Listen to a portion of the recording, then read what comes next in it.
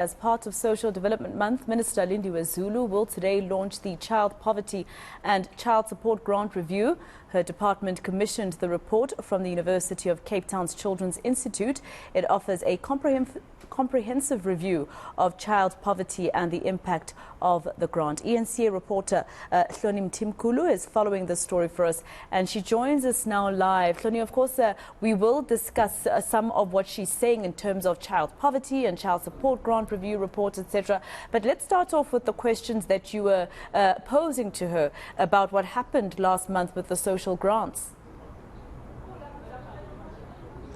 Yeah, so Masoko, we know what happened last month with the child support grants and the delays in terms of paying out not just the child support grants but the other social grants, the permanent social grants that were meant to kick in September, and then there were delays because of issues with Post Bank. That was mentioned a little bit here, just in terms of obviously the impact that this would have given just the dire socio-economic conditions in the country. But just speaking today in terms of that, we heard that more than 7 million children live beyond the food poverty line, and that food poverty line for 2023 sits at 760 rand, and that's basically the amount of money you need per month to buy the minimum amount of food that will give you your daily energy requirements, and that amount is 760. It was 663 in 2023.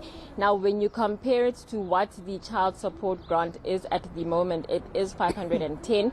It's gone up from last month. It was 500 rand, so it's gone up by 10 rand over the past month. It went up by another 10 rand from April earlier in the year, so it was at around 500 rand basically last year, and it's now 510. And you have to imagine, you just think about, if you do the maths, that the food poverty line has increased from 663 to 760. That's about 100 rand increase. So that 10 or 20 rand difference between last year and this year doesn't make up for the fact that, you know, food prices have gone up, food and inflation has gone up, the fact that children are living beyond the poverty line, the fact that hunger is where it is at the moment. We keep quoting that from Status A, that in 2021, more than 500,000 households with children that were aged 5 years or younger were experiencing hunger. So clearly there is an issue, and you know, this child support grant is not keeping up with things. There is some progress. It started in 1998 at 100 rand as a child support grant, but over the years it's only gone up to 510. So with everything going up, with the state of things at the moment, you can imagine that that has not done enough to eradicate poverty. And you know, there are reasons for that, obviously, but they do admit, all the people that were here, you spoke about the Children's Institute from UCT are part of this. The department is part of this as well. SASA is also part of this. The Nelson Mandela Foundation is part of this. There is an awareness that this is a big problem.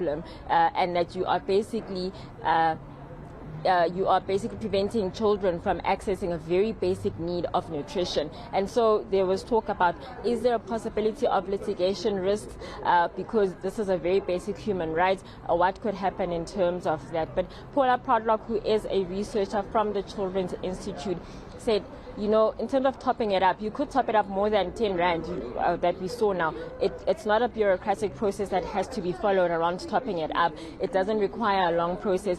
It's actually very possible to do. So she explains now, let's hear from her in terms of what the implications possibly are for not increasing the child support grant from what it is at the moment.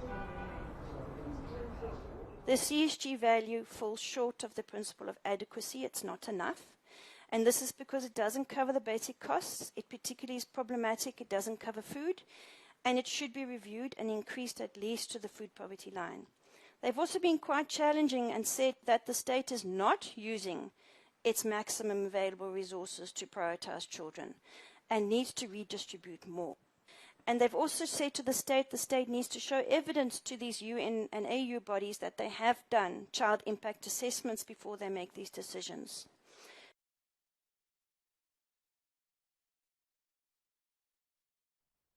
And Hloni, how does the minister now explain the shortfall of the child support grant compared to the food poverty line?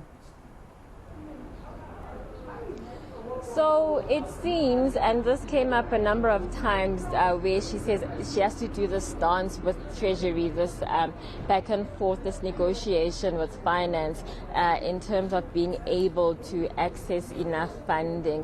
And she says it's obviously not just her department, and it's not just a South African issue, but generally a global issue. But when you think about the fact that, as we heard, that this is a human rights issue, a basic human rights issue, what could be the other issues, what could be the other factors that prevent, I guess, Treasury from not increasing the department's budget? We know that for 2022 and 2023, it was 77 billion rand for these child support grants. So what are these factors that make it so that child poverty has increased and is increasing, and the situation is so dire that the child hunger is the way that it is?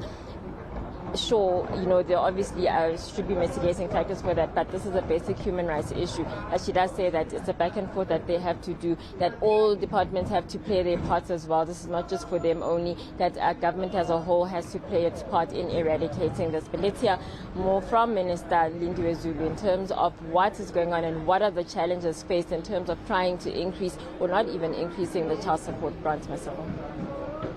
We have to do everything we can to make sure that, one, the grants are sustained as they have been sustained since 1994. Two, the increase of those grants must take into consideration inflation and the food prices that are rising. And lastly, this one of the child support grant, I think there's evidence enough for us to now go to Treasury and say to them, if we can just lift this up, it means in another 10, 15, 20 years, you will be seeing a new level of children who are better than the children who were 30 years ago and the children who are going to be in the next 30 years. This for us is very important.